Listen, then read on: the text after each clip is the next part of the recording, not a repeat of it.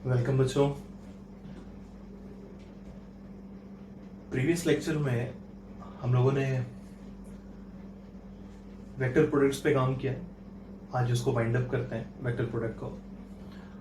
तो शुरुआत करते हैं आज के लेक्चर की एक क्वेश्चन से, और आज क्वेश्चंस ही करेंगे वेक्टर प्रोडक्ट के अभी, और इस चैप्टर को इस वेक्टर प्रोडक्ट वाले टॉपिक को वाइंड अप करते हैं ना। क्वेश्चन ये है कि 3 पॉइंट्स दिए हैं, नॉन कोलिनियर पॉइंट्स हैं, बाद में लिखा है हमने non collinear. 3 non collinear points हैं जिनका पोजीशन वेक्टर दिया है, position vector A, position vector B, position vector C are 3 points लिखकर जब भी वेक्टर दे रहा होगा वो हमेशा क्या रिप्रेजेंट कर रहा होगा, position vector. So vector A, vector B, vector C are 3 points. Proof that A cross B plus B cross C plus C cross A is perpendicular to plane containing above non-collinear points। ये 3 points जो non collinear हैं, हमें proof करना है कि वो जिस plane में ये तीनों पॉइंट्स हैं उस प्लेन के परपेंडिकुलर वेक्टर होगा ये a cross b plus b cross c plus c cross a। तो जानते ही हो, अगर हमें इस वेक्टर को सपोज व्हाइट बोर्ड के परपेंडिकुलर दिखाना है तो क्या दिखा दें कि इस व्हाइट बोर्ड पर बनने वाले 2 नॉन कोलिनियर वेक्टर के क्रॉस प्रोडक्ट के पैरेलल कह सकते हैं। इस व्हाइट बोर्ड के परपेंडिकुलर हम सपोज व्हाइट बोर्ड के परपेंडिकुलर जितने भी मार्कर्स रखेंगे, व्हाइट बोर्ड के परपेंडिकुलर जितने भी मार्कर्स हम रख दें वो सारे मार्कर्स आपस में क्या होंगे, पैरेलल होंगे या नहीं होंगे। तो अगर हम ये दिखा दें कि जो भी इस व्हाइट बोर्ड पर 2 नॉन कोलिनियर वेक्टर हम बना सकते हैं, उन दोनों का जो क्रॉस होगा ऑब्वियसली एक डायरेक्शन का ही होगा, बट होगा तो परपेंडिकुलर ना, क्रॉस प्रोडक्ट। और हमें इस वेक्टर को क्या दिखाना है, इसको भी दिखाना है व्हाइट बोर्ड के क्या परपेंडिकुलर है। तो ऑब्वियसली ये वाला वेक्टर जो हम 2 वेक्टर्स का क्रॉस लेकर निकालेंगे उसके क्या आना चाहिए, पैरेलल आना चाहिए, मतलब कोलिनियर आना चाहिए। तो अगर ये 3 पॉइंट्स हैं, मान लो पॉइंट ए है with position vector A, point B है विद पोजीशन वेक्टर बी, और पॉइंट सी है विद पोजीशन वेक्टर सी, तो इस तीनों पॉइंट को कंटेन करने वाला जो प्लेन है, जो कि व्हाइट बोर्ड है, यहाँ पे इसके परपेंडिकुलर दिखाना है इस वेक्टर को, तो इस प्लेन पर कोई भी 2 वेक्टर बना लो और उन दोनों का क्या ले लो, क्रॉस। अगर उस क्रॉस प्रोडक्ट के साथ, क्योंकि क्रॉस प्रोडक्ट से जो वेक्टर मिलेगा वो इस व्हाइट बोर्ड के क्या होगा, परपेंडिकुलर होगा, और हमें इसको भी क्या दिखाना है, इस व्हाइट बोर्ड के परपेंडिकुलर दिखाना है। मतलब व्हाइट बोर्ड पर 2 वेक्टर्स हमें परपेंडिकुलर मिल रहे हैं, इसका मतलब वो वेक्टर्स आपस में कैसे होंगे, पैरेलल होंगे या नहीं होंगे, मतलब कोलिनियर होंगे, ठीक है ना। तो अगर हमें दिखा दें कि क्रॉस प्रोडक्ट जो हमें यहाँ पर बनने वाले 2 नॉन कोलिनियर वेक्टर से मिलेगा और जो ये वेक्टर है बोथ आर कोलिनियर, तो क्रॉस प्रोडक्ट भी परपेंडिकुलर और कोलिनियरिटी अगर हम दिखा देते हैं उस क्रॉस प्रोडक्ट की इसके साथ, तो ये वाला वेक्टर भी क्या हो गया, परपेंडिकुलर हो गया, नहीं हो गया, सही है। तो बना लो कोई भी 2 वेक्टर जो तुम्हारा मन करे। मान लो ए बी वेक्टर बना लेते हैं, तो ए बी वेक्टर क्या होगा, position of B minus position of A, तो B vector minus A vector. इसी तरह कोई एक बना लो, मान लो ए सी वेक्टर बना लेते हैं, ए सी वेक्टर, तो ए सी वेक्टर क्या होगा, position of C minus position of A, यानी C माइनस ए हो गया। अब इन दोनों का क्या ले लेंगे, क्रॉस, तो ए बी क्रॉस ए सी कर लो, है ना, ए बी क्रॉस ए सी। तो ये हो गया एक वेक्टर ये ए बी और एक वेक्टर ये ए सी। तो इन दोनों का जो क्रॉस होगा, देखो दिख रहा है ना, दोनों वेक्टर कैसे हैं, नॉन कोलिनियर है, पैरेलल है क्या दोनों, नहीं है, कोलिनियर वेक्टर्स तो है नहीं ये दोनों, ना ही सेम डायरेक्शन के ना ही अपोजिट डायरेक्शन के। तो इनका जो क्रॉस आएगा ए बी का और ए सी का, वो कैसा होगा, एक वेक्टर होगा जो कि व्हाइट बोर्ड पर परपेंडिकुलर होगा। तो वो परपेंडिकुलर वेक्टर निकाल लेते हैं जो व्हाइट बोर्ड पर मिलेगा, ठीक है, एक वेक्टर निकाल लेते हैं जो व्हाइट बोर्ड पर परपेंडिकुलर होगा, वो इसके क्रॉस से मिल जाएगा। तो ए बी क्रॉस ए सी, तो बी माइनस ए क्रॉस कितना, सी माइनस ए, बस अब इस क्रॉस को एक्सपैंड कर दो, तो बी क्रॉस सी, ठीक है, फिर बी का क्रॉस ए के साथ तो माइनस है, तो माइनस बी क्रॉस ए, फिर माइनस ए क्रॉस सी, और माइनस वो माइनस कितना, प्लस ए क्रॉस ए तो नल हो गया, खत्म, मत लिखो। तो अब ये फाइनली इसको और सिंप्लीफाई कर सकते हैं, बी क्रॉस सी साइक्लिक ऑर्डर में लिख लेते हैं। ये माइनस बी क्रॉस ए है ना, इस माइनस को हटा दें अगर तो कम्यूट करा देंगे, ए पीछे ले आए बी आगे ले आए, तो प्लस ए क्रॉस बी, और ये सी इधर ले जाओ ए इधर ले आओ, तो ये वाला माइनस भी क्या होगा, खत्म हो जाएगा। तो प्लस कितना, सी क्रॉस, बोलो ठीक है। मतलब इस व्हाइट बोर्ड पर परपेंडिकुलर एक वेक्टर ये होगा, व्हाइट बोर्ड पर परपेंडिकुलर एक वेक्टर ये होगा। इत्तेफाक है कि जो वेक्टर दिया था प्रूफ करने के लिए वो यही वेक्टर था, तो डायरेक्टली हमें वही वेक्टर ही मिल गया क्रॉस प्रोडक्ट से, ठीक है ना। बट क्वेश्चन का मतलब समझो, जरूरी नहीं कि यही वेक्टर हो, इस वेक्टर की जगह इसका कोई भी स्केलर मल्टीपल दिया जा सकता है। यहां पर हम 2 टाइम्स कर दें तो क्रॉस से तो ये मिलेगा, पर ये वाला वेक्टर भी क्या होगा, जब हमने पूरे का 2 टाइम्स कर दिया तो ये वाला वेक्टर भी व्हाइट बोर्ड पर क्या होगा, परपेंडिकुलर होगा। क्यों, क्योंकि ये वाला जो वेक्टर होगा 2 टाइम्स ऑफ दिस, इसके साथ क्या होगा, कोलिनियर होगा। मतलब ये दोनों वेक्टर्स कैसे हैं आपस में, पैरेलल वाले केस पे हैं, ठीक है ना। सेम डायरेक्शन भी होगा, रीजन बीइंग +2 है। अगर यहां -2 कर दें तो ऑपोजिट डायरेक्शन के वेक्टर्स होंगे कोलिनियर। अभी क्या है, +2 के साथ ये दोनों सेम डायरेक्शन के कोलिनियर वेक्टर्स हैं।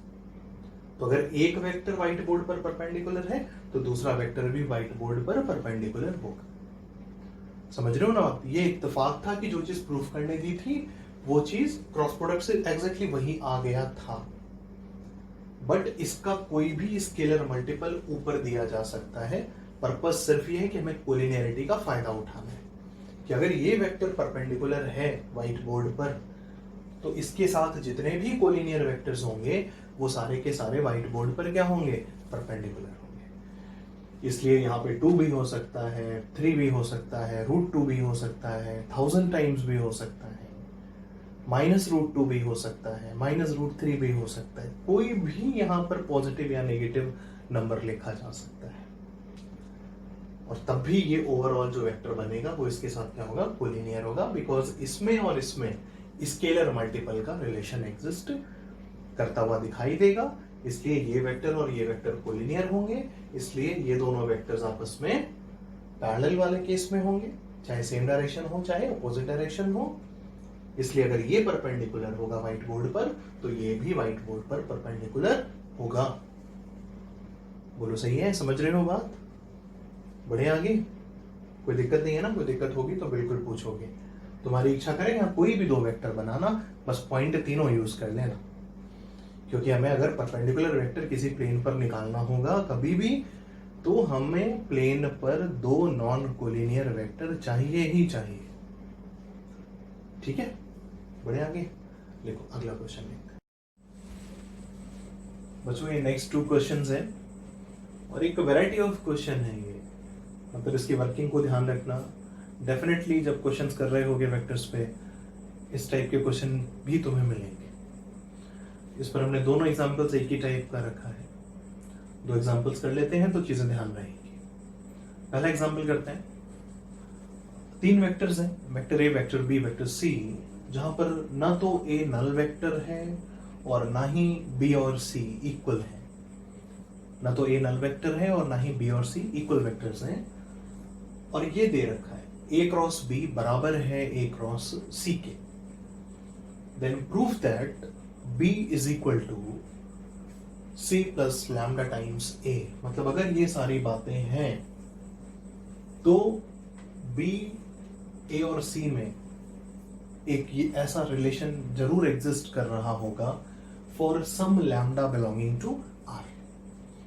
डेफिनेटली कोई ना कोई लैम्डा ऐसा जरूर होगा जिससे ये तीनों चीजें आपस में ऐसे कनेक्ट हो सकेंगी अंडर दीज 2 कंडीशंस, ठीक है ना। अंडर दीज 2 कंडीशंस इसको होल्ड कराने के लिए ऐसा कोई लैम्डा होना चाहिए ताकि ये तीनों आपस में कनेक्ट हो सके, ठीक है ना। हमें इसको रख कर यहाँ बस सेटिस्फाई नहीं करा देना है, हमें चीजें सीखनी है। एग्जाम में ऑब्जेक्टिव अप्रोच पे तुम कुछ भी करो, है ना, डू एनीथिंग, बट यहाँ पर हम लर्निंग के लिए बैठे हैं, सीखने के लिए बैठे हैं, तो हमारे पास सब्जेक्टिव प्रॉपर तरीका भी होना चाहिए, ऑब्जेक्टिव प्लस सब्जेक्टिव दोनों का। केवल एग्जामिनेशन में फाइनल आंसर सही होना चाहिए, हम सही आंसर तक पहुंचे और वो भी कंफर्मेशन के साथ कि हाँ हमने जो किया है सही किया है। तो ऑब्जेक्टिव अप्रोच से बने, सब्जेक्टिव से बने, बट ऑब्जेक्टिव से कई क्वेश्चन ऐसे होते हैं जो ऑब्जेक्टिवली भी बन जाते हैं, बट ऑब्जेक्टिव में भी तुम्हारा केवल ऑब्जेक्टिव नहीं लगता है, कई क्वेश्चन ऐसे होते हैं ऑब्जेक्टिव प्लस IQ दोनों लगता है। तो ऑब्जेक्टिव भी करो, बट उससे पहले सब्जेक्टिव सीखो, ठीक है ना। और जब प्रैक्टिस जिस समय कर रहे होगे तो सब्जेक्टिव देन ऑब्जेक्टिव, जहां जहां पे ऑब्जेक्टिव अप्रोच लग सकता है किसी क्वेश्चन में, go for objective as well. पूरी तरह सब्जेक्टिव पर ही डिपेंड नहीं होना है ना।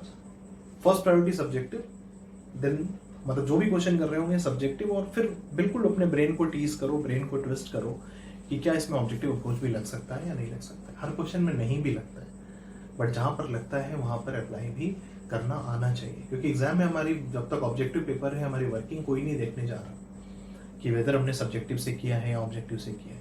वहां पर टाइम मैटर करता है, तो जहां पर समय बचा सकेंगे बिल्कुल एग्जामिनेशन में बचाएंगे, बट यहाँ पर बैक स्टेज जब हम काम कर रहे हैं, जब हम प्रैक्टिस मैच कर रहे हैं, तो हमें सब्जेक्टिव प्लस ऑब्जेक्टिव दोनों पे काम करना है, ठीक है ना।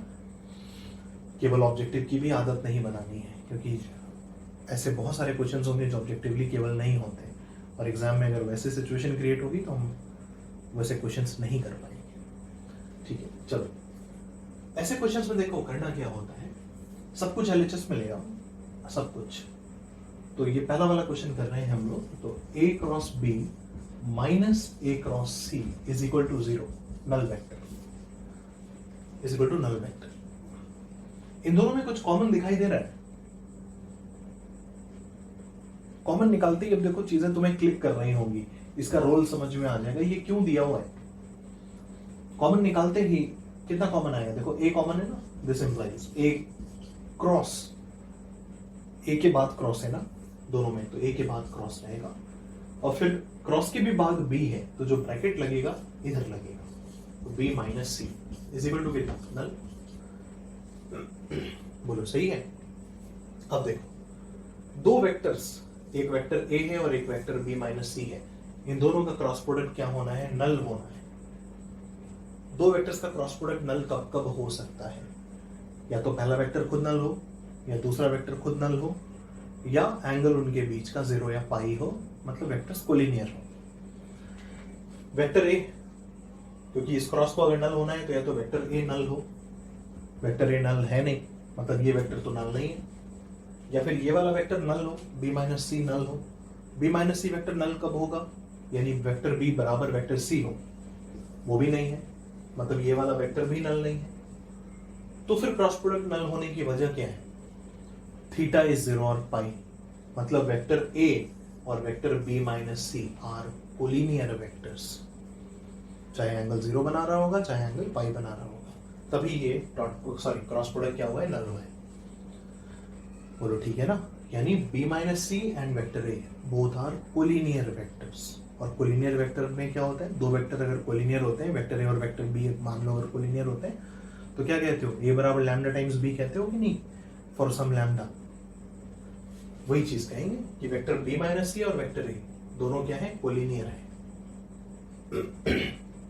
तो B माइनस C और A अगर कोलिनियर हैं तो B माइनस C बराबर कितना होगा, लैम्डा टाइम्स वेक्टर A। हो जाएगा नहीं हो जाएगा, B माइनस C बराबर लैम्डा टाइम्स वेक्टर A,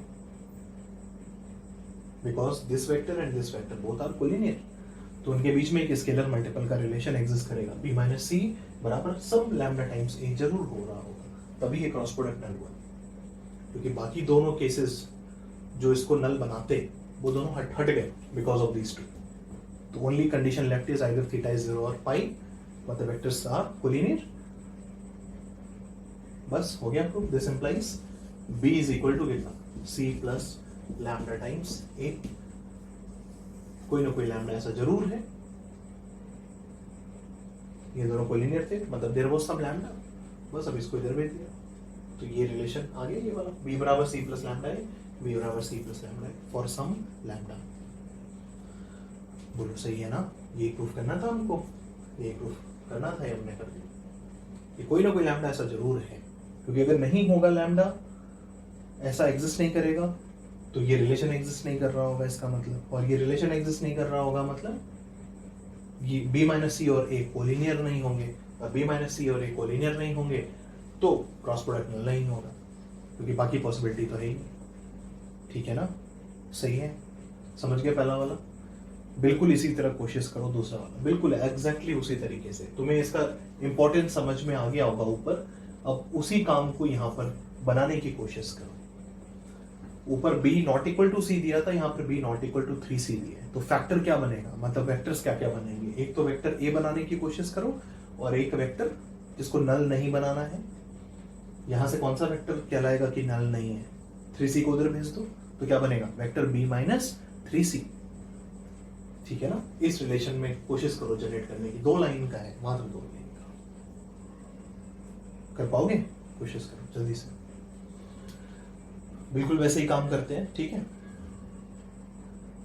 यहां पे देखो, ये c के साथ 3 है, यहां पर a बाहर, ये 3 जो है वो बाहर है। याद होगा हमने क्रॉस प्रोडक्ट में बोला था कि क्रॉस प्रोडक्ट में जब भी स्केलर कोई मल्टीप्लाई होगा, उस स्केलर को हम किसी भी वेक्टर के साथ ले जा सकते हैं। तो इस 3 को, इस कंडीशन को देखते हुए 3 को किसके साथ रख लें, c के साथ। तो ये रिलेशन क्या बन जाएगा, a cross b is equal to a cross 3c। a cross 3c, बोलो सही है कि गलत? लिख सकते हैं। इस स्केलर को हम कहीं पर भी मूव करा सकते हैं अपनी जरूरत के हिसाब से। a के साथ भी रख सकते हैं, c के साथ भी रख सकते हैं, या जैसे है वैसे तो है ही, क्रॉस लेने के बाद मल्टीप्लाई।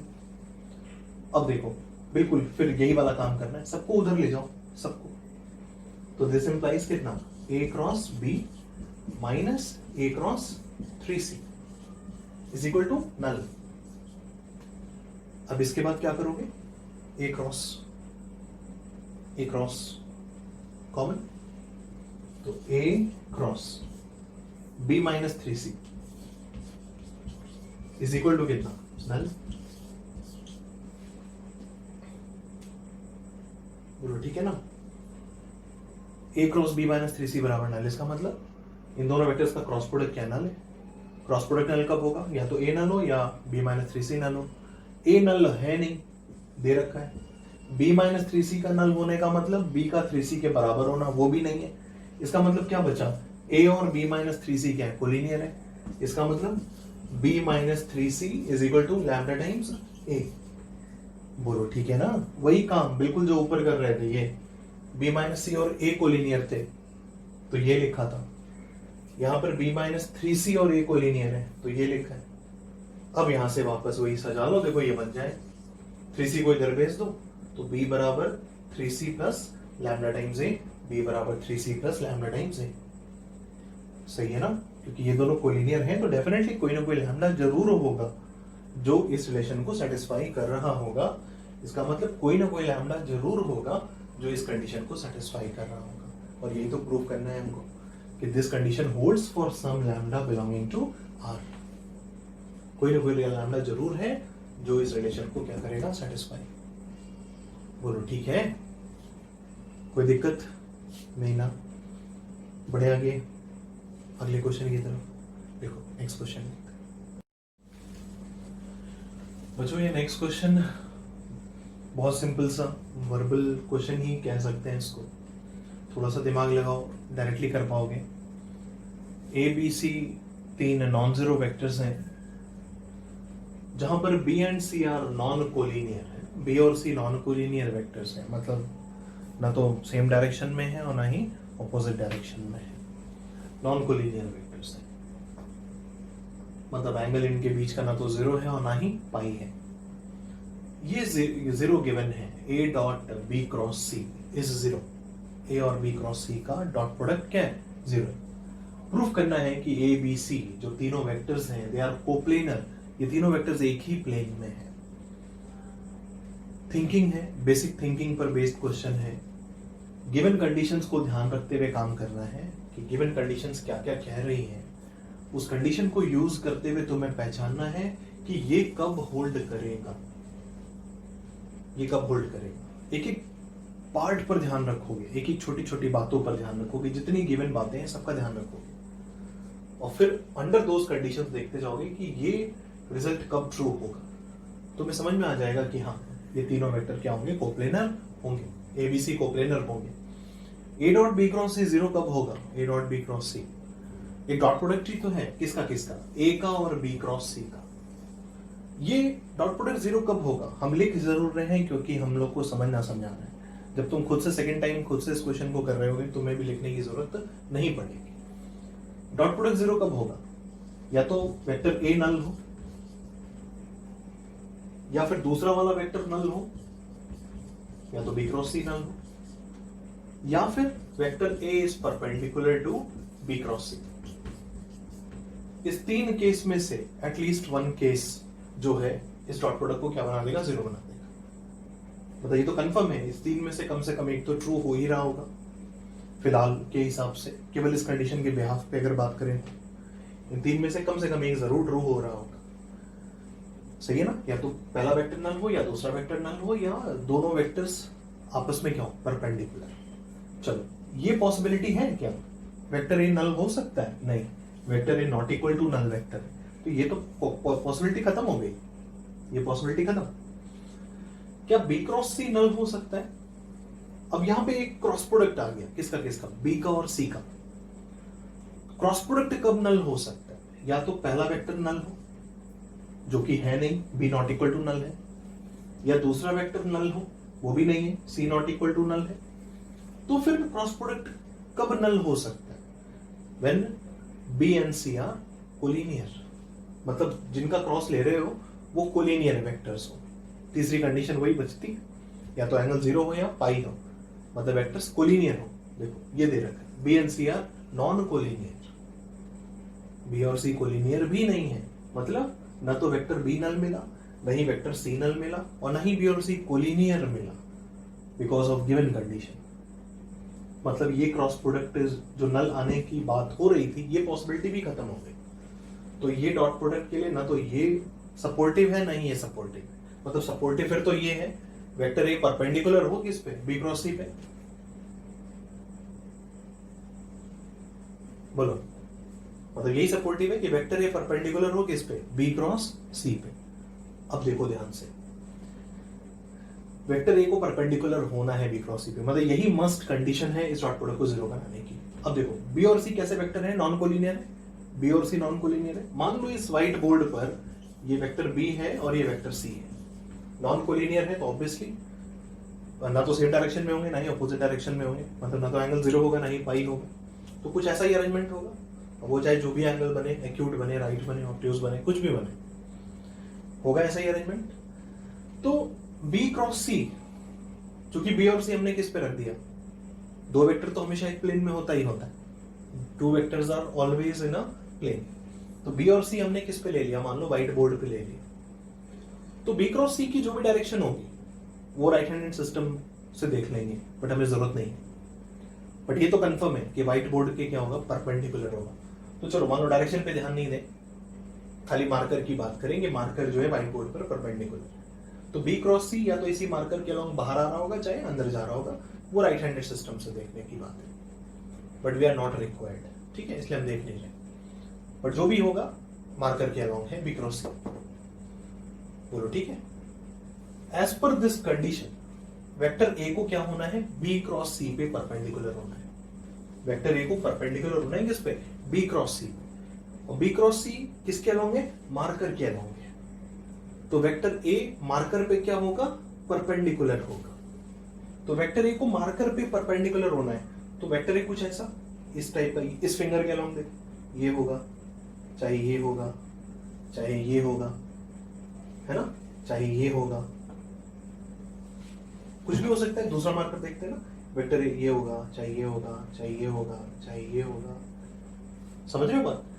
तो इसके परपेंडिकुलर जो भी वेक्टर होंगे वो देखो क्या व्हाइट बोर्ड के पैरेलल है या नहीं है, व्हाइट बोर्ड के पैरेलल आएंगे कि नहीं आएंगे, सही है। और हम जानते ही हैं, हम लोगों ने कोप्लेनर की डेफिनेशन क्या दी थी, वो vectors which are parallel to the same plane, those vectors which are parallel to the same plane are called coplanar vectors. तो बी और सी हमने व्हाइट बोर्ड पर ले लिया तुम्हें समझाने के लिए। बी क्रॉस सी इस वाले मार्कर के अलॉन्ग होगा और वेक्टर ए को परपेंडिकुलर होना है बी क्रॉस सी पे, यानी इस मार्कर पे परपेंडिकुलर होगा कौन, वेक्टर ए। तो मार्कर पे परपेंडिकुलर वेक्टर ए, तो ये जो भी मार्कर आएगा ये वाला वेक्टर ए जो भी देगा ये व्हाइट बोर्ड के क्या मिलेगा हमको, पैरेलल मिलेगा कि नहीं। तो ये वाला जो वेक्टर ए है वो व्हाइट बोर्ड के पैरेलल है, बी और सी व्हाइट बोर्ड पर है। तो तीनों ही वेक्टर्स क्या हो गए, वेक्टर ए, वेक्टर बी और वेक्टर सी सब क्या हो गए, व्हाइट बोर्ड के ही तो पैरेलल हो गए। जहां पर बी और सी तो हमने ड्रॉ ही कर दिया प्लेन पे और ए क्या है, बाहर है, पैरेलल है। तो एक्चुअल में तो वेक्टर इसको भी तो हम पैरेलली मूव करा के ले जाके रख सकते हैं ना व्हाइट बोर्ड पे। तो ये तीनों वेक्टर क्या हो जाएंगे, पैरेलल हो जाएंगे कि नहीं व्हाइट बोर्ड के। इसलिए vector A B C all three are coplanar. बोलो ठीक है, समझ गए। कोई दिक्कत होगी तो बिल्कुल बताओगे ना, ये समझना बहुत बेसिक बात थी। कोई दिक्कत होगी तो पूछोगे। बढ़े आगे, लिखो नेक्स्ट क्वेश्चन।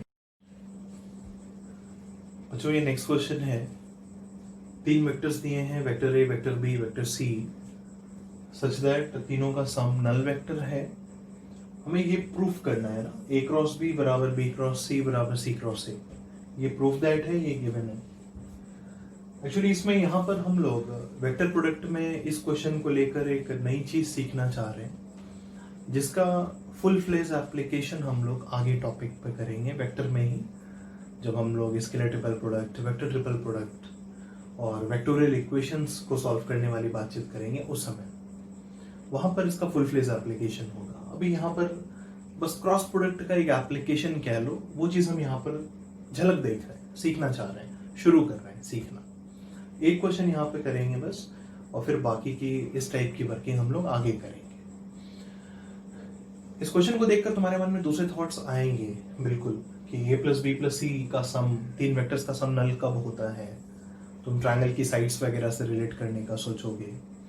बिल्कुल, हर एक क्वेश्चन को जरूरी नहीं एक ही तरीके से किया जाए, एक से ज्यादा तरीके भी होते हैं। बट इस क्वेश्चन के लिए हम तुम्हें बाउंड कर रहे हैं, क्योंकि हम लोग जो सीखना चाह रहे हैं वो सीखने के लिए वी हैव टू चेंज, है ना। एग्जाम में तुम्हारा जो मन करे तुम उस प्रोसेस को फॉलो कर सकते हो, प्रोवाइडेड वो सही हो। तो हम लोग किसी भी प्रोसेस को फॉलो कर सकते हैं। देखो यहाँ पर हमें जो वेक्टर्स का रिलेशन दिया है उसमें हर एक टर्म सिंगल सिंगल वेक्टर है, वेक्टर ए है, वेक्टर बी है, वेक्टर सी है, अलग अलग एक एक वेक्टर यूज किए। बट जो प्रूफ है उसमें दो दो वेक्टर्स का क्रॉस प्रोडक्ट यूज किया है। यहाँ पर कहीं पर भी क्रॉस दिखाई दे रहा है तुम्हें, नहीं दे रहा।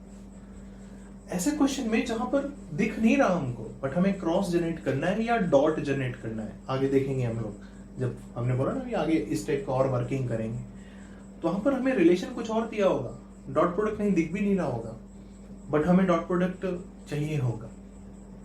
तो कैसे जनरेट होगा, जैसे यहाँ पर देखो क्रॉस नहीं दिख रहा है उसमें, उस रिलेशन में, बट हमें क्रॉस लेकर आना है। कैसे लेकर आएंगे, हम बाहर से दोनों साइड क्रॉस लेंगे या आने वाले समय में डॉट लेंगे। बाहर से जो गिवन रिलेशन होगा ना, उसी में हम दोनों साइड से किसी वेक्टर के साथ, किसी पर्टिकुलर वेक्टर को as per the requirement select करके उस वेक्टर के साथ बोथ साइड टेकिंग क्रॉस या डॉट। समझ रहे हो बात। जैसे फॉर एग्जांपल अलजेब्रा में नहीं करते हैं कि अगर हाँ x बराबर y है, if x is equal to y then multiplying both side by 2, 2x बराबर 2y। बिल्कुल सही बात है। For example let's say x बराबर y है, then adding two both side, so x plus 2 बराबर y प्लस 2, ये भी सही है। जो ऑपरेशन LHS में सेम ऑपरेशन RHS में, again LHS and RHS will remain same, वही का। तो यहां पर हम क्या करेंगे, हमें क्रॉस की रिक्वायरमेंट है, क्रॉस प्रोडक्ट लाना है, तो हम बाहर से बोले तो वेक्टर कोई नया वेक्टर थोड़ी लेके आ जाएंगे, क्योंकि देखो जो क्रॉस प्रोडक्ट का पेयर है ABC से ही बना है। तीन वेक्टर्स हैं ABC, दो दो का पेयर बनाना है, A का B के साथ है, B का C के साथ है, C का A के साथ है, दो दो वेक्टर्स का पेयर का हमें क्रॉस प्रोडक्ट तैयार करना है। अब ये रिलेशन दे रखा है, हम बोले कि नहीं वेक्टर P से दोनों साइड क्रॉस लेंगे तो क्या फायदा होगा, एक चौथा वेक्टर आ गया, वो पता भी नहीं वेक्टर P होगा क्या। वेक्टर R से हम क्रॉस लेंगे, पता भी नहीं वेक्टर R कौन सा वेक्टर है। तो हमें क्रॉस जनरेट भी करना है, तो इन्हीं तीन में से ही आपस में हमें क्रॉस लेकर क्रॉस प्रोडक्ट जनरेट करना होगा, ठीक है ना। तो यहां पे अब देखो 1 by 1 हमारा टास्क ये है कि बस ये तीन पेयर जनरेट हो जाने चाहिए और हम बिल्कुल कन्विंसिंग आंसर, कन्विंसिंग वर्किंग के थ्रू पहुंच पाए कि हाँ ये तीनों क्वांटिटीज आपस में क्या है, इक्वल।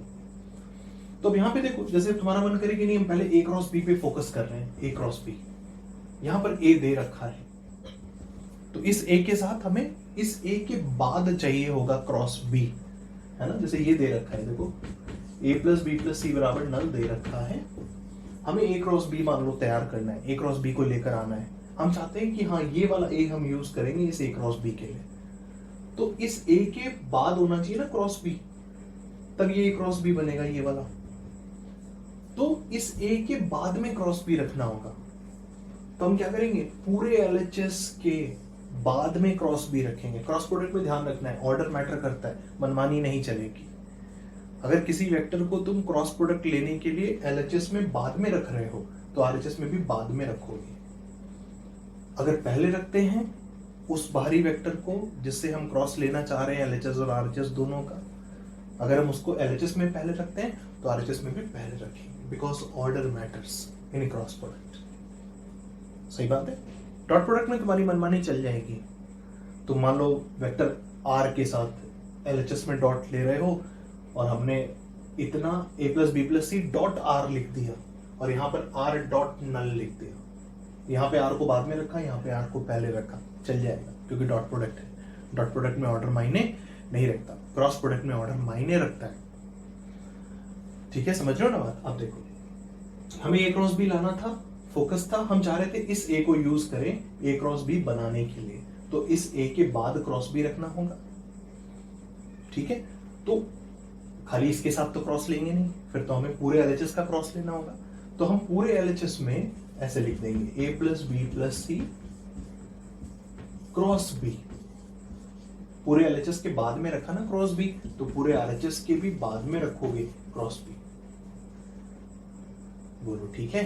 तो अब यहां से अब इस क्रॉस को खोल दो, इस क्रॉस को खोल दो, तो क्या बनेगा, ए क्रॉस बी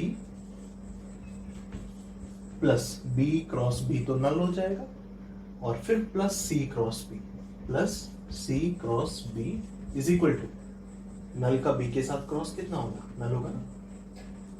बोलो सही। देखो आ गया A cross B, A cross B पे हमने फोकस किया था, ए क्रॉस बी आ गया। ए क्रॉस बी हमने कहां बनाया था, इस ए को ध्यान में रख के बनाया था कि यहां पर हम ए क्रॉस बी लेकर आएंगे, तो हमने ए के बाद में क्रॉस बी रखना पड़ा, इसलिए हमने पूरे एलएचएस में, पूरे एलएचएस के बाद में क्रॉस बी रखा, तो आरएचएस में भी बाद में रखा। एक और तरीका हो सकता था ए क्रॉस बी को ही पहले लाने का। अभी हमारा पूरा फोकस पहले ए क्रॉस बी लाने पे है ना। पहले मन में सोच लेना, तुम्हारा मन करे ए क्रॉस बी लाना है, देखो हमने ए क्रॉस बी लाया। तुम्हारा मन करे बी क्रॉस सी लाना है, तो बिल्कुल ऐसे ही सोचोगे बी क्रॉस सी पहले लाने के लिए। ठीक है, अब देखो पहले अभी हम ए क्रॉस बी पर ही रेस्ट्रिक्टेड है ना, कि इस रिलेशन के थ्रू हमें पहले ए क्रॉस बी बनाना है, ये हमारा पहला स्टेप है। तो ए क्रॉस बी हम यहां पर बना सकते थे ए के साथ, तो ए के बाद में क्रॉस बी चाहिए था, तो पूरे एलएचएस में हमने बाद में क्रॉस बी रखा, तो आरएचएस में भी बाद में क्रॉस बी होगा। तो ये रिलेशन आया। ठीक है, दूसरा तरीका क्या हो सकता था, अभी इसको आगे बढ़ाएंगे पर थोड़ा सा रुक के। ए क्रॉस बी हमने यहां पे बनाया, हम इस बी पर भी ए क्रॉस बी बना सकते थे। इस बी पर ए क्रॉस बी बनाने के लिए हमें बी के पहले चाहिए होता ए क्रॉस। सही कह रहे, अगर इस बी को देखना चाहते हो एज ए क्रॉस बी, तो इस बी के पहले चाहिए होगा कौन, ए क्रॉस। तो ए क्रॉस हमें इस बी के पहले रखना होगा, तो केवल इसके पहले तो रखोगे नहीं, सबके साथ लेना पड़ेगा, तो पूरे एलएचएस के पहले रखना होगा कौन, ए क्रॉस। तो ऐसे लिखना होगा A cross A plus B plus C is equal to A cross null. बोलो सही है, समझ गए बात। अब इस क्रॉस को खोल दो, तो ए क्रॉस ए तो नल होगा, अभी आने वाले और वेक्टर्स हैं नल नहीं लिख रहे, ए क्रॉस बी ये बनेगा, फिर प्लस ए क्रॉस सी, तो plus A cross C is equal to कितना, नल होगी। बोलो ठीक है, ये रिलेशन आ गया। ऑब्वियसली ये रिलेशन और ये रिलेशन अभी अलग अलग है, बट इस रास्ते से भी आगे बढ़ सकते थे, इस रास्ते से भी आगे बढ़ सकते थे। ये दोनों तुम्हारे चॉइस में था, तुम चाहते तो ऐसे भी इनिशिएट कर सकते हो या ऐसे भी इनिशिएट कर सकते हो, कोई एक फॉलो करोगे। ठीक है ना, हमने पहले टारगेट किया ए क्रॉस बी को, तो हमने ए क्रॉस बी बना डाला दोनों जगह, दोनों रास्ते से हमने ए क्रॉस बी बना दिया। सिमिलरली तुम्हारा मन होता पहले बी क्रॉस सी लाना है, तो बी क्रॉस सी के लिए यहां पर बी क्रॉस सी बना सकते थे, तो बी के बाद क्रॉस सी रखते, तो हम पूरे में सी को बाद में रख के क्रॉस लेते, इसको ध्यान में रखते हुए काम करते। तो अगर हम यहां पर बी क्रॉस सी बनाते इस सी के साथ, तो यहां पर बी क्रॉस सी पाने के लिए सी के पहले बी रखना होता, तो पूरे एलएचएस और आरएचएस में हम बी के साथ क्रॉस लेते, पर किधर रख के, बी को पहले रख के लेते, ठीक है ना, बी क्रॉस इतना लिखते, तो यहां पर बी क्रॉस सी बनता, और इतने के बाद जब क्रॉस सी लिखेंगे तो यहां पर बी क्रॉस सी बनेगा। तो ये तुम्हारी चॉइस है, ठीक है।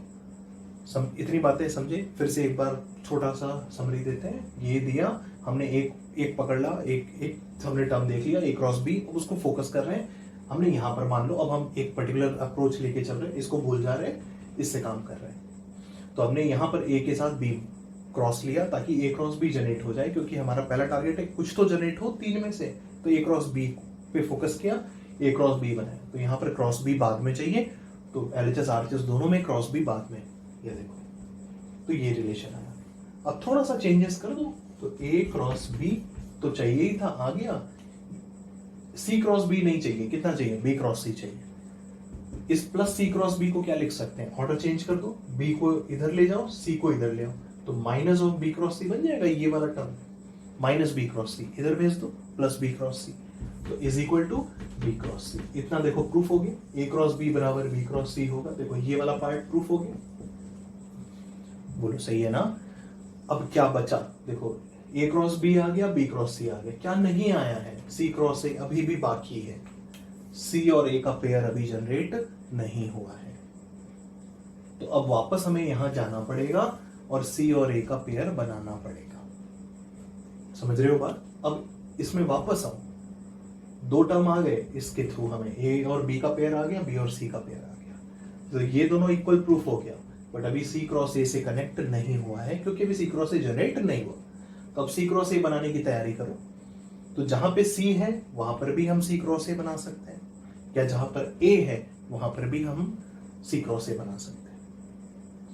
अगर यहां पर सी क्रॉस ए बनाना चाहते हो तो सी क्रॉस ए यहां पर बनाने के लिए सी के बाद में रखना होगा ना, देखो सी के बाद में क्रॉस ए, तो पूरे एलएचएस में और पूरे आरएचएस में क्रॉस ए बाद में रख दो, ठीक है, तुम्हारी इच्छा है।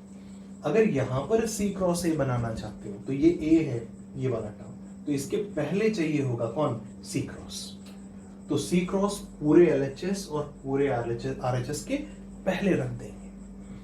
तो दो में से जो मन करे उसको यूज करना, कोई बाउंडेशन नहीं। सी क्रॉस ए पे फोकस करो, यहां भी बना सकते हैं, उसके लिए सी पहले लिखना होगा, तो एलएचएस आरएचएस में सी को पहले रख के क्रॉस लेंगे। यहां पर भी सी क्रॉस ए बना सकते हैं, तो अगर यहां पर बनाना चाहेंगे तो सी के बाद ए को रखना होगा, तो पूरे एलएचएस और आरएचएस में ए के साथ क्रॉस लेंगे, ए को बाद में रख के।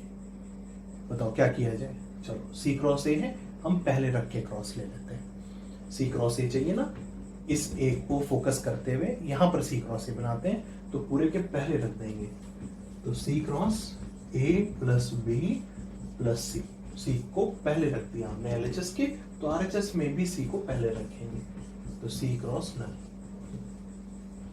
ठीक है। अब क्रॉस खोल दो, तो C cross A plus C cross B और प्लस सी क्रॉस सी तो नल है, नहीं लिख रहे हैं, बाकी वेक्टर्स के साथ नल जोड़ के तो कोई इफेक्ट आएगा नहीं, बराबर कितना, सी क्रॉस नल कितना हो गया, नल हो गया, बोलो सही है।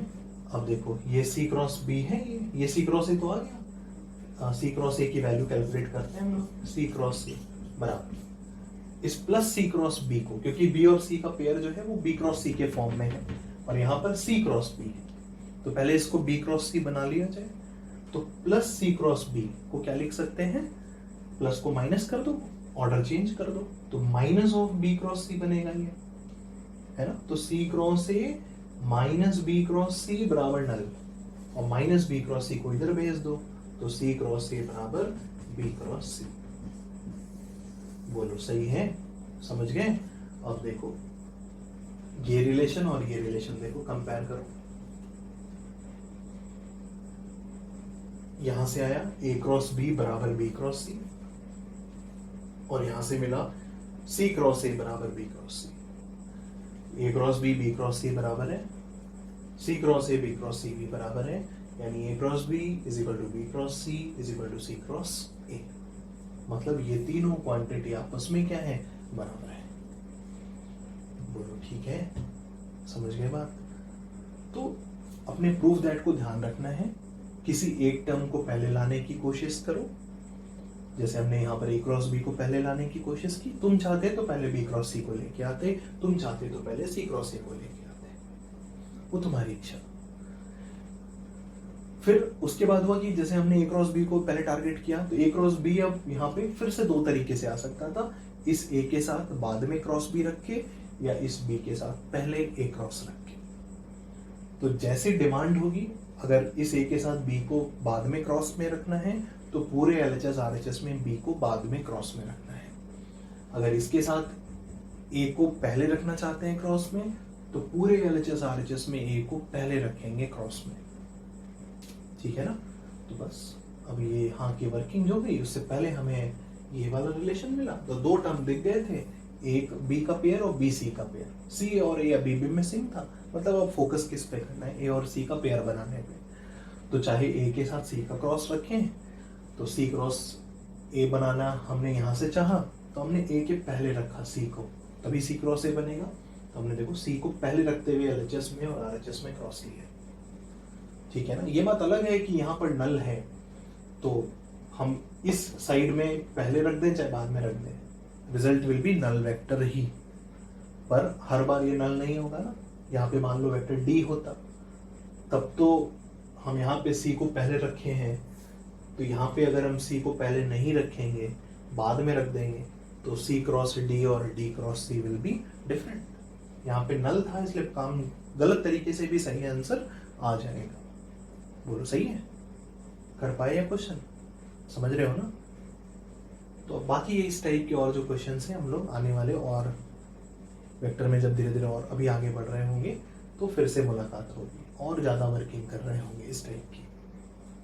ठीक है ना, एक आइडिया जनरेट हो गया कि ऐसे क्वेश्चंस कैसे करते हैं। बढ़ जाए आगे, चलो लिखो अगला क्वेश्चन लिखते हैं बच्चों। ये अगला क्वेश्चन है, इस क्वेश्चन में हमें एक वेक्टर आर फाइंड करना है जो इन दोनों बातों को सेटिस्फाई करे, पॉइंट नंबर 1 और पॉइंट नंबर 2 दोनों। उस वेक्टर आर की खास बात ये होनी चाहिए कि वो वेक्टर इन दोनों वेक्टर्स पे परपेंडिकुलर हो, और साथ ही साथ इस वेक्टर के साथ उस वेक्टर आर रिक्वायर्ड का डॉट प्रोडक्ट कितना हो, 4 हो। इन दोनों बातों को जो सेटिस्फाई करने वाला वेक्टर है वो हमें चाहिए। क्वेश्चन क्लियर है ना। तुम्हारे मन में इस क्वेश्चन को देखकर एक डाउट आएगा कि जब मतलब एक प्रोसेस आएगा कि इनिशिएट करने के लिए, जब भी हमें वेक्टर पूछा जाता है तो जनरली हम लोग स्टार्ट कैसे करते हैं, एक जनरल वेक्टर मान लेते हैं एक्स वाई जेड वेरिएबल्स में। तो क्या मानते हैं, एक्स आई प्लस वाई जे प्लस जेड के मानते हैं ना। तो बिल्कुल हो सकता है तुम्हारे मन में यहीं से शुरुआत होगी, और गलत शुरुआत नहीं है, वो भी एक प्रोसेस है कि एक्स आई प्लस वाई जे प्लस जेड के मान लें, इसके साथ परपेंडिकुलर, तो डॉट प्रोडक्ट एक्स आई प्लस वाई जे प्लस जेड के का इसके साथ क्या होना चाहिए, 0, और इस पे भी परपेंडिकुलर, तो इस वेक्टर के साथ भी एक्स आई प्लस वाई जे प्लस जेड के का डॉट प्रोडक्ट क्या, 0। 3 वेरिएबल है, 2 इक्वेशन तो यहां से आ गई, इसके साथ डॉट 0, इसके साथ डॉट 0, और क्या, इसके साथ डॉट प्रोडक्ट कितना, 4 होना चाहिए। तो एक्स आई प्लस वाई जे प्लस जेड के का dot I plus J plus के साथ कितना हो, 4 हो। ठीक है ना। तो 3 इक्वेशंस हो गए, 3 अननोन्स हो गए, तो बिल्कुल सॉल्व करके एक्स वाई जेड की वैल्यू बिल्कुल निकाल सकते हो, बिल्कुल वो एक तरीका है। पर थोड़ा सा हम लोग अब स्मार्ट वर्किंग पे आते हैं। हम लोग क्रॉस प्रोडक्ट टॉपिक पढ़ रहे हैं, और हमें पता है कि क्रॉस प्रोडक्ट क्या देता है, 2 वेक्टर्स नॉन कोलिनियर वेक्टर्स अगर हैं तो उनका जब हम क्रॉस लेते हैं तो वो वेक्टर हमें कैसा रिजल्ट देता है, एक परपेंडिकुलर वेक्टर देता है। 2 वेक्टर्स का क्रॉस जो कि नॉन कोलिनियर वेक्टर्स अगर हैं तो उनका जो क्रॉस प्रोडक्ट होगा वो हमें उन दोनों पर एक परपेंडिकुलर वेक्टर देगा, और फिर उस परपेंडिकुलर के पैरेलल, मतलब अगर वेक्टर ए और vector B 2 non collinear vector हैं तो ए क्रॉस बी क्या होगा, ए पे भी परपेंडिकुलर होगा और बी पे भी परपेंडिकुलर होगा। और अगर हम एक ऐसा वेक्टर लें जो a क्रॉस b के साथ कोलिनियर है, कोलिनियर मतलब या तो एंगल 0 होगा या पाई होगा, तो अगर एक ऐसा वेक्टर लें जो a क्रॉस b के कोलिनियर है, तो वो वेक्टर भी, ये बताओ क्या कह सकते हैं कि वेक्टर a और वेक्टर b पे परपेंडिकुलर होगा? थोड़ा सा सोचो।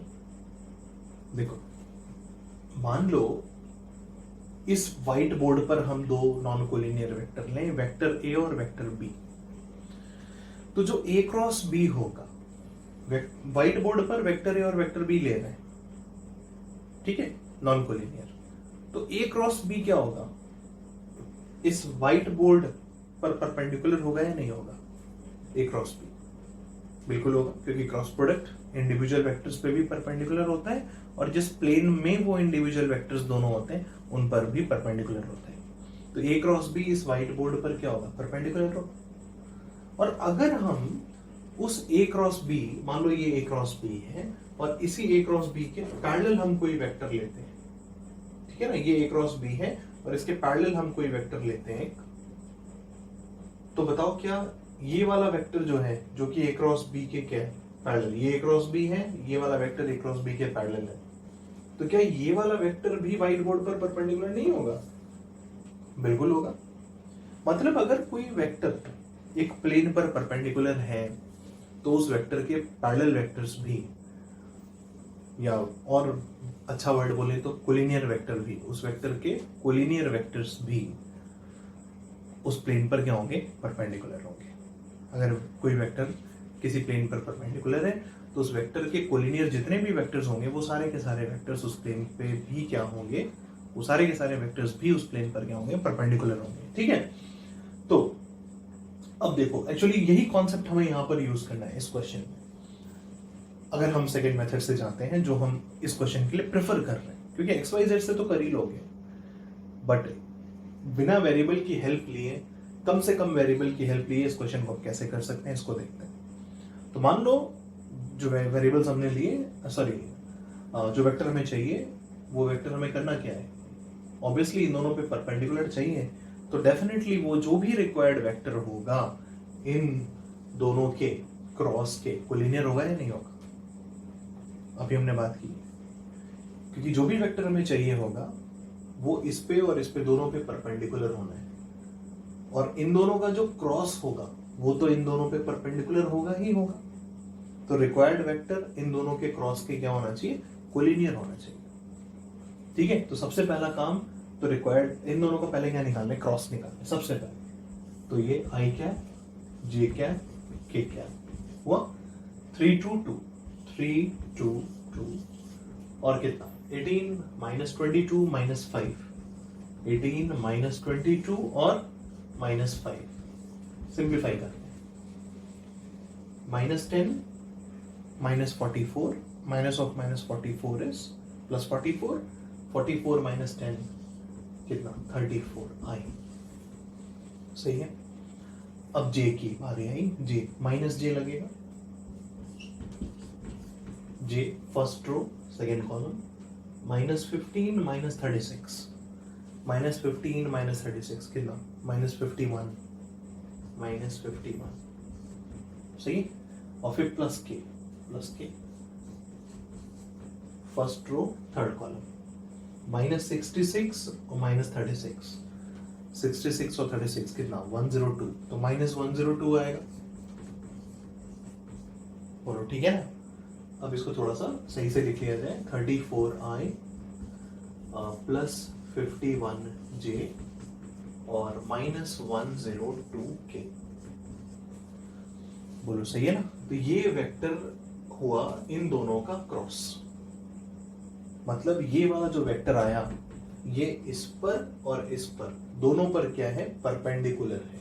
ये वाला वेक्टर इस पे और इस पे दोनों पे क्या है? परपेंडिकुलर है।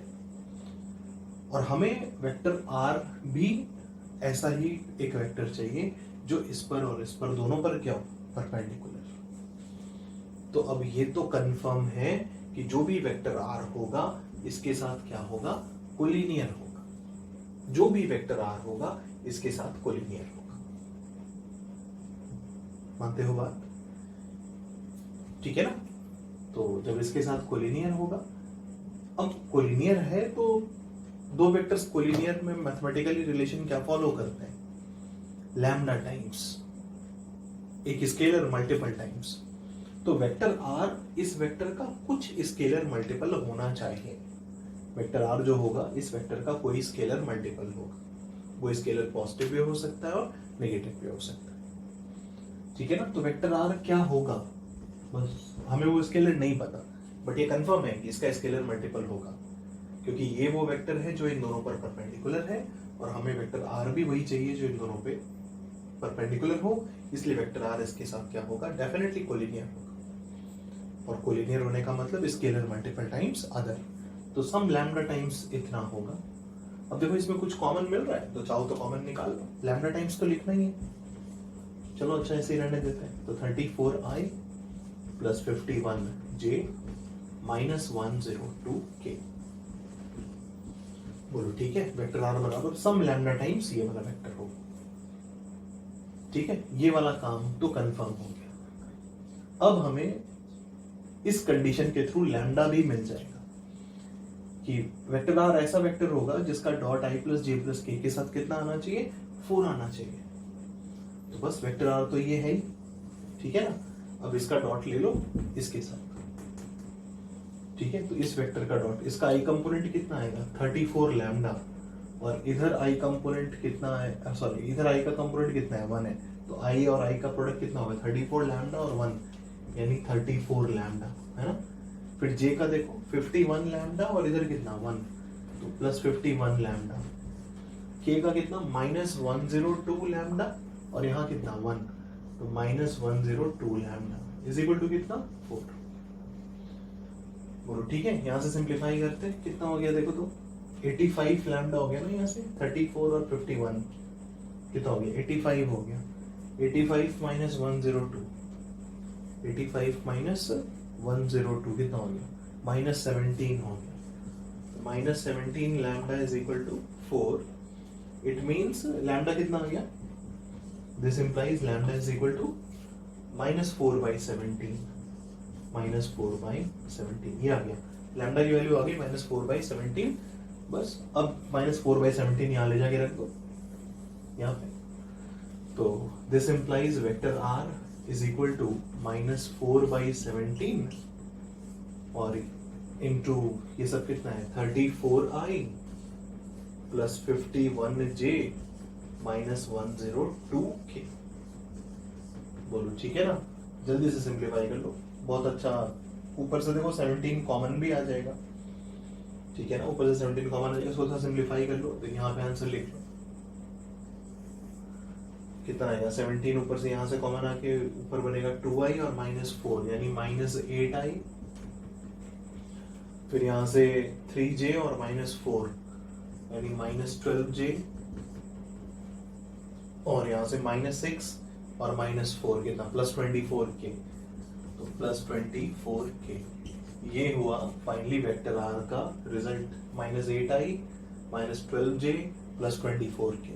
ये वो वेक्टर है जो इन दोनों पे परपेंडिकुलर भी है और i प्लस जे प्लस के साथ इसका डॉट 4 भी है। अब चाहो तो तुम क्रॉस चेक कर सकते हो। ठीक है ना? अब चाहो तो क्रॉस चेक कर लो, इसका डॉट लेके देखो इसके साथ। अगर ये वेक्टर इन दोनों पे परपेंडिकुलर है तो इसके साथ b डॉट 0, इसके साथ b डॉट 0। तो 3 2 2 यानी माइनस 24, 3 और माइनस 8, 2 और माइनस 12 और 2 और प्लस 24। देखो तो माइनस 24 यानी माइनस 48 और ये प्लस 48, 2 और 24 विल बी प्लस 48। कितना आ गया? 0 आ गया। मतलब इसके तो परपेंडिकुलर हो गया। ये वाला भी चेक कर लो, 18 इंटू माइनस 8 माइनस 144।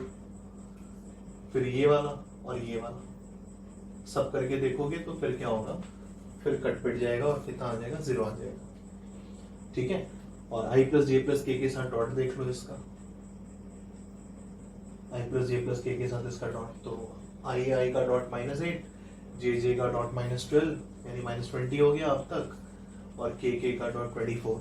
तो 24 माइनस 20 कितना? प्लस 4। देखो प्लस 4 चाहिए, मतलब हमारी वर्किंग क्या है? बिल्कुल सही।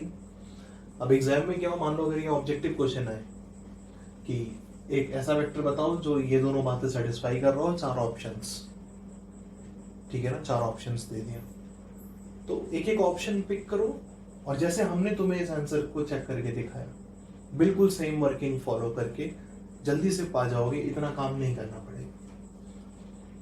ठीक है ना, कि अगर पहला ऑप्शन देखा, पहला ऑप्शन में इसके साथ .0, इसके साथ .0, इसके साथ .4 होना चाहिए। अगर पहला ऑप्शन इन तीनों बातों को सेटिस्फाई कर रहे हैं तो आंसर सही है। अगर वो नहीं हुआ तो बी वाले को चेक करो, वो नहीं हुआ तो फिर सी को चेक करो, वो नहीं हुआ तो डी को चेक करो, क्योंकि अगर क्वेश्चन सही है तो 4 में से एक तो होगा ही होगा। ठीक है ना, सही है, समझ गए, बढ़े आगे। चलो लिखते हैं अगला क्वेश्चन, एक और करते हैं, फिर उसके बाद हम लोग नेक्स्ट लेक्चर में कंटिन्यू करेंगे। बच्चों ये next question almost similar to पिछला वाला। फिर से एक वेक्टर आर कैलकुलेट करना है जो कि उन्हीं दोनों वेक्टर्स पे फिर परपेंडिकुलर है, बट सेकेंड कंडीशन जो लास्ट क्वेश्चन में थी उसके बदले हमने 2 नई कंडीशंस इंट्रोड्यूस की है, सेकेंड और थर्ड। एक तो इन दोनों पे परपेंडिकुलर जो था वो तो है ही, पॉइंट नंबर 1, बट साथ ही साथ अब वेक्टर की हमें लंबाई दी हुई है, वेक्टर की लेंथ दी है कितनी, 14 यूनिट्स। एक कंडीशन ये है, और तीसरी कंडीशन जो और सेटिस्फाई करना है उस वेक्टर को, वो ये कि i प्लस जे प्लस के के साथ एक एक्यूट एंगल फॉर्म कर रहा हूं। ठीक है, i प्लस जे प्लस के के साथ एक्यूट एंगल फॉर्म करने वाला वेक्टर होना चाहिए वो। तो यहां पर देखो, इस बार और पिछली बार में पहला पॉइंट को जो हमने यूज किया था वो तो अभी भी सेम है, जैसे लास्ट क्वेश्चन में किए थे बिल्कुल वैसे ही इस क्वेश्चन में भी फर्स्ट पॉइंट कैसे यूज करना है वो तो सेम है, बट सेकंड पॉइंट की वर्किंग वहां पर डिफरेंट थी और यहां पर थोड़ी सी डिफरेंट है। ये सोचो कि अगर हमसे पूछा जाता कि इन दोनों पे परपेंडिकुलर एक वेक्टर है, तो परपेंडिकुलर वेक्टर तो हम कैसे निकाल लेते, one of the vector perpendicular वाला मिल जाता है, कैसे, डायरेक्टली क्रॉस से। वो देखो हमने उतना काम कर लिया ऑलरेडी, क्योंकि लास्ट क्वेश्चन में हम लोग डिस्कस कर रखे हैं। तो ये जो भी वेक्टर है 34i plus 51j minus 102k, ये वो वेक्टर है जो इन दोनों पे क्या है, परपेंडिकुलर है। ठीक है ना, क्रॉस से मिला है तो परपेंडिकुलर है। यहां पर हमें और क्या कह रहा है कि वो जो वेक्टर हमें चाहिए वो उसका मैग्नीट्यूड 14 होना चाहिए, उसका मैग्नीट्यूड कितना हो, 14 हो। परपेंडिकुलर वर्ड यहां पे यूज किया है। एक चीज देखो, परपेंडिकुलर, मान लो ये दोनों वेक्टर व्हाइट बोर्ड पर हैं, ये दोनों वेक्टर क्या है, व्हाइट बोर्ड पे हैं, तो व्हाइट बोर्ड के परपेंडिकुलर वेक्टर बाहर भी आ सकता है और अंदर भी जा सकता है, मतलब दोनों डायरेक्शन का वेक्टर हो सकता है। उसी में अगर हम सेकेंड कंडीशन और लगा दें कि उस वेक्टर का मैग्नीट्यूड 14 हो, तो बाहर आता हुआ वेक्टर भी 14 यूनिट लंबा हो सकता है, अंदर जाता हुआ वेक्टर भी 14 यूनिट लंबा हो सकता है। तो इन दोनों पॉइंट की अगर हम बात करें तो इन दोनों पॉइंट, केवल यही 2 पॉइंट होते तो आंसर कितने होते, 2 होते, कि इन दोनों का क्रॉस जो परपेंडिकुलर वेक्टर देता उसके साथ कोलिनियर तो होता रिक्वायर्ड वेक्टर, क्योंकि रिक्वायर्ड वेक्टर को भी इन दोनों पे क्या होना है, परपेंडिकुलर होना है। बट वो परपेंडिकुलर, चूंकि परपेंडिकुलर वर्ड यूज्ड है, तो व्हाइट बोर्ड पर अगर परपेंडिकुलर चाहिए तो बाहर भी आएगा और अंदर भी जाएगा। तो मैग्नीट्यूड 14 की बात करें तो बाहर भी आने वाला वेक्टर जो कि 14 यूनिट लंबा हो और अंदर जाने वाला वेक्टर जो कि 14 यूनिट लंबा हो, दोनों ही आंसर के पार्ट होंगे, दोनों आंसर पॉसिबल है। ठीक है, तो अब यहाँ पे क्या करें हम लोग, बट 2 के साथ साथ तीसरी कंडीशन और दी है, एक्यूट एंगल भी दी है, और एक्चुअली यही वो कंडीशन है जो तुम्हें दोनों को सेपरेट कर देगी कि 2 आंसर्स में से कौन सा आंसर है। समझ रहे हो बात, तो उन 2 में से एक डायरेक्शन आ जाएगी इस थर्ड वाली कंडीशन की वजह से। अगर थर्ड कंडीशन हटा देंगे तो मल्टी करेक्ट का क्वेश्चन हो सकता है। ठीक है ना, 14 यूनिट लंबा एक वेक्टर बाहर आता हुआ और एक वेक्टर अंदर जाता हुआ, तो उस केस में 2 आंसर होंगे अगर सिर्फ फर्स्ट और सेकेंड कंडीशन होंगे। बट थर्ड कंडीशन भी लगा दें तो फिर यूनिक आंसर होगा, सिंगल वेक्टर एक आएगा। ठीक है, तुम्हारे मन में ये विचार आ सकता है कि पिछले क्वेश्चन में तो आपने ऐसा कुछ बाहर और अंदर आने वाली बात नहीं कही थी, पिछले क्वेश्चन में हमारी वर्किंग ही अलग थी। हमने वहां पर लैम्डा टाइम्स बोला था एक वेक्टर है। क्या हमने लैम्डा के साइन पे कोई कमेंट किया था? लैम्डा के साइन पे हमने कोई कमेंट नहीं किया था। लैम्डा कुछ भी हो सकता था एज पर द जो बाद वाली कंडीशन थी, जो सेकंड कंडीशन थी, तो वो कंडीशन पे ही हमने विथ लैम्डा पुट कर दिया था। तो lambda was controlling the direction as well as magnitude, सब कुछ कंट्रोल कर रहा था लैम्डा। लैम्डा पॉजिटिव होता तो डायरेक्शन अलग होता, लैम्डा नेगेटिव आता तो डायरेक्शन अलग आता। लैम्डा की क्या वैल्यू है मैग्नीट्यूड के टर्म्स में, वो ओवरऑल वेक्टर के मैग्नीट्यूड को भी कंट्रोल कर रहा था। तो एक single lambda magnitude as well as direction दोनों कंट्रोल कर रहा था। हमें वहां पर डायरेक्शन के लिए चिंता ही नहीं करनी थी। यहां पर हमें 14 यूनिट लंबा वेक्टर चाहिए जो कि इन दोनों पे परपेंडिकुलर हो। तो हम यहां पर विदाउट लैम्डा डायरेक्टली जा रहे हैं कहां पे, उस वेक्टर को कैलकुलेट करने। तो हमें दोनों बातें देखनी होगी कि इस पर परपेंडिकुलर वेक्टर की बात हुई है, जहां पर हम क्रॉस का एप्लीकेशन कर रहे हैं। क्रॉस तो एक ही डायरेक्शन का वेक्टर देगा ना, बट हमें परपेंडिकुलर वेक्टर चाहिए। तो क्रॉस की डायरेक्शन में भी रहना है और क्रॉस की डायरेक्शन के ऑपोजिट भी रहना है। इसलिए इन दोनों का क्रॉस ये आ गया। इस डायरेक्शन में भी 14 यूनिट लंबा वेक्टर सेकेंड पार्ट तक का आंसर होगा, और इस डायरेक्शन के ऑपोजिट भी 14 यूनिट लंबा वेक्टर सेकेंड पार्ट तक का दूसरा आंसर होगा। ठीक है, तो अब सबसे पहला काम, ये तो एक डायरेक्शन का वेक्टर आ गया। ऑपोजिट डायरेक्शन के लिए कुछ नहीं करना है, लास्ट में ओवरऑल बाहर धीरे से एक माइनस साइन लगा देना है, ऑपोजिट डायरेक्शन हो जाएगी। बट अभी हमें क्या करना है, इसका मैग्नीट्यूड 14 का वेक्टर चाहिए, मैग्नीट्यूड 14 का। तो इस वेक्टर से अब क्या निकालना होगा, 14 यूनिट लंबा वेक्टर पहले निकालना होगा। तो 14 यूनिट बाद में निकालेंगे, पहले क्या निकालेंगे, यूनिट वेक्टर निकालेंगे। इस डायरेक्शन में यूनिट वेक्टर निकालेंगे। यूनिट वेक्टर कैसे निकालेंगे, जब हम इस वेक्टर के मैग्नीट्यूड से डिवाइड करेंगे।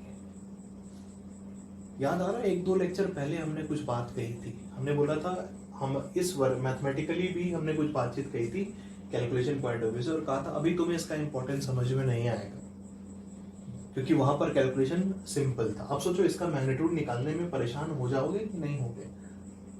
थोड़ी सी परेशानी तो होगी, थोड़ी सी। 34, या तो कुछ नहीं दिखेगा तो सीधे सीधे 34 का स्क्वायर करोगे, 51 का स्क्वायर करोगे, -102 का स्क्वायर करोगे, और अगर दिख गया तो 17 कॉमन निकाल लोगे।